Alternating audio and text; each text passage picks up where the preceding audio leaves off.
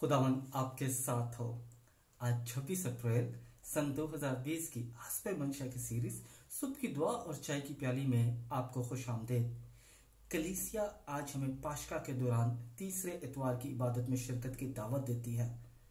लतूरियाई साल के मुताबिक हमारी आज की पहली तलावत रसूलों के अमाल उसका 2 बाब उसकी 14वीं आयत मुबारका, फिर 22वीं आयत मुबारका से लेकर 33वीं आयत मुबारका तक। आज का जमाती ज़बूर 16 उसकी पहली और दूसरी, फिर 5वीं और फिर 7वीं आयत मुबारका से लेकर 11वीं आयत मुबारका तक। आज की दूसरी तिलावत मुकद्दस पतरस का पहला खत उसका पहला बाब उसकी 17वीं आयत मुबारका से लेकर 21वीं आयत मुबारका तक। आज की अंजील मुकद्दस बामुताबिक मुकद्दस लूका उसका 24वां बाब उसकी 13वीं आयत मुबारका से लेकर 35वीं आयत मुबारका तक में यूं मरकूम है।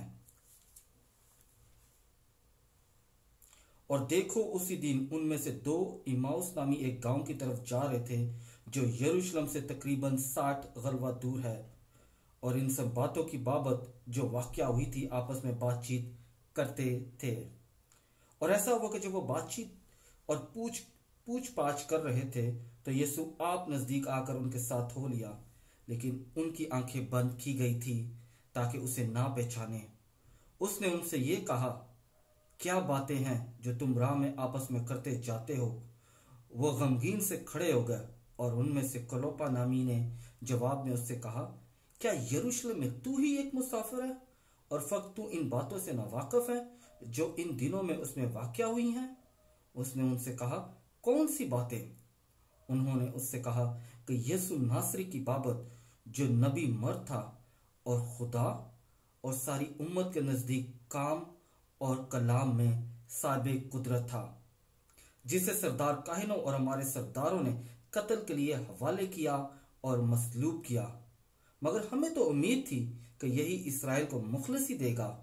और इन सब बातों के अलावा उन वाकयात को आज तीसरा दिन हुआ है, और हम में से चंद औरतों ने हमें हैरान कर दिया है कि वो तड़क के उसकी कब्र पर गई और उसकी लाश को ना पाकर आई और बोली कि हमने फरिश्तों की रोया देखी जो कहते थे कि वो जिंदा है।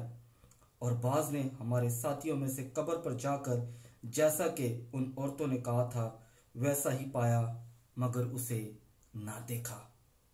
तब उसने उनसे कहा, क्या नाफहमों और नबियों की सब बातों के मानने में सुस्त एतकादों, क्या जरूर ना था कि अलमसीह ये दुख उठाए और इसी तरह अपने जलाल में दाखिल हो?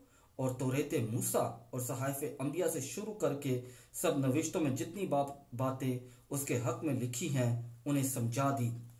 इतने में वो उस गांव के नजदीक पहुंच गए जहां वो जाते थे, और उसके अतवार से ऐसा मालूम होया गोया कि वो आगे बढ़ना चाहता है। तब उन्होंने ये कहकर उसे बाइसरार रोका कि हमारे साथ रह, क्योंकि शाम होने लगी है और दिन बहुत ढल गया है। बस वो अंदर गया ताकि उनके साथ रहे। और ऐसा हुआ कि जब वो उनके साथ खाना खाने बैठा तो उसने रोटी लेकर बरकत चाही और तोड़कर उन्हें देने लगा।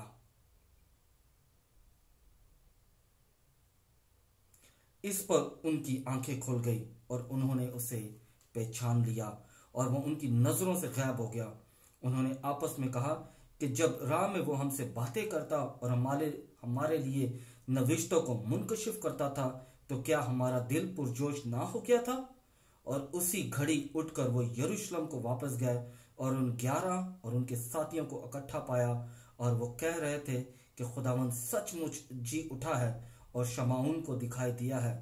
तब उन्होंने सब कुछ बयां किया कि राह में क्या क्या हुआ और क्यों कर उन्होंने उसे रोटी तोड़ने के वक्त पहचाना।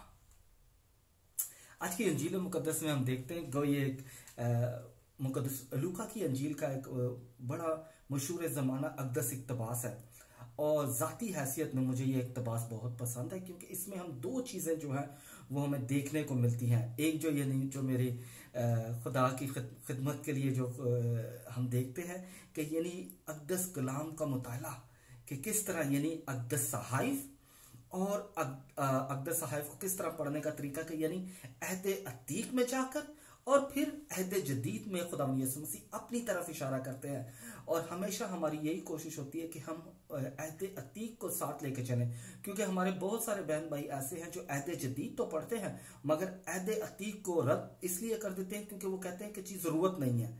मगर हमें जरूरत इस अमर की है कि हर एक अक़दस लफ्ज में खुदावंद यीशु मसीह की आमद और उसकी मौजूदगी की झलक मिलती है। तो लिहाजा इसी तरह हमें अहद अतीक और अहद जदीद दोनों का मुताला करना चाहिए। अब ये जो हम अक़दस इक़्तिबास पढ़ते हैं, दर हकीकत ये हमें कहाँ पर नजर मिलता है हमारी रोजमर्रा की जिंदगी में, खास तौर पर इतवार के रोज हमें कहाँ पर मिलता है? ये अक़दस यूक्रिस्ट की अदायगी के वक्त हमें मिलता है, जब हम पाकमास में, जब हम खुदावंद यीशु मसीह की यादगारी के लिए इकट्ठे होते हैं और पाक कुर्बानी काहिन जब चढ़ाता है तो उस वक्त हम ये याद करते हैं। तो आपको पता होना चाहिए कि हमारी लतूरिया के दो हिस्से होते हैं। पहला हिस्सा कौन सा है? लतूरिया कलाम, मुकद्दस लूका की अंजील उसका 24वां बाब उसकी 25वीं आयत मुबारक से लेकर 28वीं आयत मुबारक तक खुदावंद यीशु मसीह लतूरिया कलाम बयान करते हैं कि वो अहद अतीक में जाते हैं, यानी तौरात मूसा और साहिफ अंबिया की तरफ, और फिर आस्था से यानी वो अपनी तरफ आते हैं। यानी जैसे हम अक़दस यूक्रिस्ट की इबादत में जब जाते हैं तो क्या होता है कि हम पुराने अहदनामे से एक तलावत पढ़ते हैं, फिर ज़बूर पढ़ा जाता है, फिर अहद जदीद से मुकद्दस पालूस रसूल के खत या दूसरे खतूत से एक तलावत की जाती है, और अक़दस तलावत के बाद अंजील मुकद्दस पढ़ी जाती है। तो इस तरह ये लतूरिया कलाम जो है ये इमाउस की राह पर जो खुदावंद यीशु मसीह ने किया उसकी झलक जो है हमें हम अक़दस यूक्रिस्ट में मिलती है। फिर दूसरा हिस्सा, पाकमास का दूसरा हिस्सा जो है उसे लतूरिया अक़दस यूक्रिस्ट भी कहते हैं, the liturgy of the Eucharist. अब यहाँ पर लतूरिया अक़दस यूक्रिस्ट में हम क्या देखते हैं? खुदावंद यीशु मसीह जो है वो रोटी तोड़ते हैं। मुकद्दस लूका की अंजील उसका 24वां बाब उसकी 30वीं आयत मुबारक से लेकर 31वीं आयत मुबारक तक, और काहिन जो है इसी तरह जो है वो अक़दस यूक्रिस्ट जो है वो लोगों के लिए पेश करता है, यानी अलतार के ऊपर, ताकि वो उसमें शिरकत करे और वही अल्फाज जो खुदावंद यीशु मसीह के हैं उन्हें याद करे कि लो और खाओ, ये मेरा बदन है जो तुम्हारे लिए दिया जाएगा, और ये मेरा खून है जो तुम्हारे लिए बहाया जाएगा। तो लिहाजा हर अक़दस यूक्रिस्ट जो है हम उसमें खुदावंद यीशु मसीह के इमाउस की राह का वाक़या जो है वो हम दोहराते हैं। फिर यहाँ पर जो एक हमें चीज याद रखने की जरूरत है कि जो शागिर्द थे जो इमाउस की तरफ जा रहे थे वो खुदावंद यीशु मसीह के 72 शागिर्दों में से थे, क्योंकि 11 शागिर्द जो है वो यरूशलेम के अंदर थे खुदावंद यीशु मसीह के हुक्म के मुताबिक कि जब तक उन्हें रूल कुदस ना मिले वो यरूशलेम से बाहर ना जाए। तो वो दोनों जो शागिर्द हैं वो 72 शागिर्दों में से जो क्लोपा नामी जो हमें मिलता है वो मुकद्दसा मरियम की कजन का रिश्तेदार है, यानी उसका हस्बैंड है और मुकद्दसा मरियम का रिश्तेदार है। तो यानी ये जो मुकद्दसा मरियम की कजन का जो रिश्तेदार है ये खुदावंद यीशु मसीह का पैरोकार था, और ये जब खुदावंद यीशु मसीह की झलक को देखता है, यानी जब रोटी तोड़ने के अमल को देखता है तो वो दर हकीकत जानता है, क्योंकि वो जानता है 72 शागिर्दों में से एक है कि खुदावंद यीशु मसीह रोटी कैसे तोड़ते थे।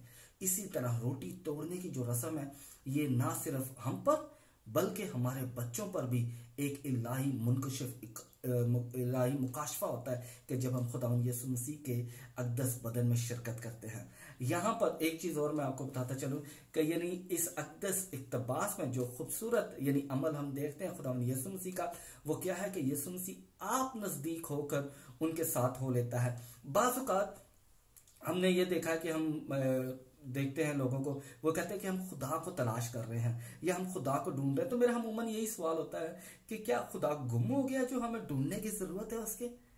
खुदा कभी गुम नहीं होता, खुदा कभी दूर नहीं होता। ये हम हैं जो खुदावंद से दूर चले जाते हैं, ये हम जो हैं वो खुदावंद से किनारा कशी करते हैं, ये हम हैं ये फैसला करते हैं कि खुदावंद ने मेरी जिंदगी में कोई काम नहीं किया।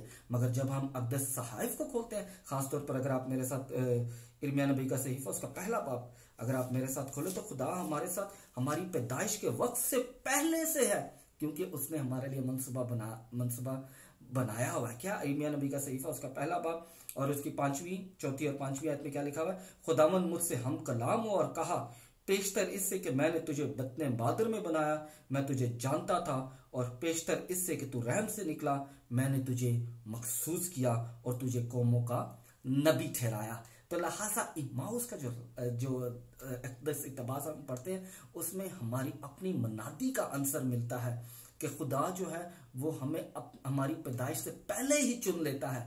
और इसी तरह अगर आप इशाया नबी का सहीफा जाके पढ़े तो वहां पर खुदावन के जिंदा कलाम में हम देखते हैं कि किस तरह जो है वो खुदावन यीशु मसीह जो है वो हमें अपने जलाल के लिए अक़दस सहाइफ के मुताबिक जो है वो चुनता है। और किस तरह चुनता है कि जब हम उसकी तरफ जाते हैं तो वो हमारी रहनुमाई करता है। किस तरह इशाया नबी का सहीफा उसका 41वां बाब और उसकी 9वीं आयत में, बस तुम ना डर क्योंकि मैं तेरे साथ हूं, हरासा ना हो क्योंकि मैं तेरा खुदा हूं, मैं तुझे कुव्वत देता हूं, तेरी मदद करता हूं और अपनी सदाकत के दस्ते राह से तुझे संभालता हूं। और यही हमें वाकया मिलता है कि जब खुदावन हमें माँ भूल सकती है, यानी खुदावन का कलाम जो हमें बताता है कि माँ जो है अपने शीख और बच्चे को जिस तरह नहीं कभी भूलती या उसके काम की वजह से उस पर तवज्जो नहीं कर सकती, मगर खुदा हम पर हमेशा तवज्जो करता है। किस तरह इशाया नबी का सहीफा उसका 49 बाब और उसकी 15वीं आयत मेरे साथ पढ़े, क्या औरत अपने शीख और बच्चे को भूल जाती है? क्या अपने शिकम के फर्जंद पर रहम ना करे? अगरचे वह भूल भी जाए पर मैं तुझे ना भूलूंगा। देख मैंने तुझे अपनी दोनों हथेलियों पर खोदा है और तेरी दीवार हर वक्त मेरी आंखों के सामने है। यानी हर वक्त हम खुदावन के करीब है। और यही जो इम्माउस के रास्ते पे शागिर्द जा रहे हैं वो दर हकीकत खुदावन का तजर्बा कैसे करते हैं। मुकद्दस यूहन्ना की इंजील उसका 15वां बाब और उसकी 16वीं आयत में खुदावन यीशु मसीह के जिंदा अल्फाज है, तुमने मुझे नहीं बल्कि मैंने तुम्हें चुना है। और खुदावन यीशु मसीह मुकद्दस मत्ती की इंजील उसका 28 बाब और उसकी 20वीं आयत में हमें यकीन दहानी कराते हैं कि मैं दुनिया के आखिर तक तुम्हारे साथ हूं। तो लिहाजा इम्माउस का जो वाकया है इसमें हमें 2 चीजें सीखने को मिलती हैं। पहली चीज कि खुदावन यीशु मसीह हर वक्त हमारे साथ है, और दूसरी चीज अक़दस लतूरिया कलाम और अक़दस लतूरिया यूकरिस, इन दोनों में खुदावन यीशु मसीह कामल तौर पर मौजूद है। आज के इस दौर में जब हम यानी अक़दस यूकरिस में शिरकत नहीं कर सकते तो लतूरिया कलाम हमें अपने घरों में करने की जरूरत है, क्योंकि खुदावन यीशु मसीह कलाम में जो है वो हमसे गुफ्तगू करता है। और जब खुदावन यीशु मसीह हम कलाम में हमारे साथ गुफ्तगू करता है तो हमारे पास वही मौका होता है जो इम्माउस के रास्ते पर शागिर्दों ने तजर्बा किया कि हमारे दिल जो है वो अपने अंदर जोश पुरजोश ना हो गए थे जब हमने खुदावन के कलाम को सुना। और यही वाकया जो है, यही तजर्बा जो है वो हमें करने की ज़रूरत है कि जब हम खुदावन यीशु मसीह के साथ चलें, जब हम खुदावन यीशु मसीह के कलाम को सुने, जब हम खुदावन यीशु मसीह के कलाम के साथ वक्त गुजारें, तो दर हकीकत हम उसके बातों को, उसके कामों को और उसके मोजज़ात को अपनी रूह में महसूस करें, अपने दिल में महसूस करें और हमारे दिल जो है वो पुरजोश हो जाए। खुदावन आपको और आपके घराने को बरकत दे ताकि आप खुदावन के जिंदा कलाम पर अमल करते हुए, जिंदा कलाम को समझते हुए, जिंदा कलाम के मुताबिक जिंदगी गुजारते हुए हमेशा उसकी राह पर चलें। खुदावन आपको और आपके घराने को बरकत दे।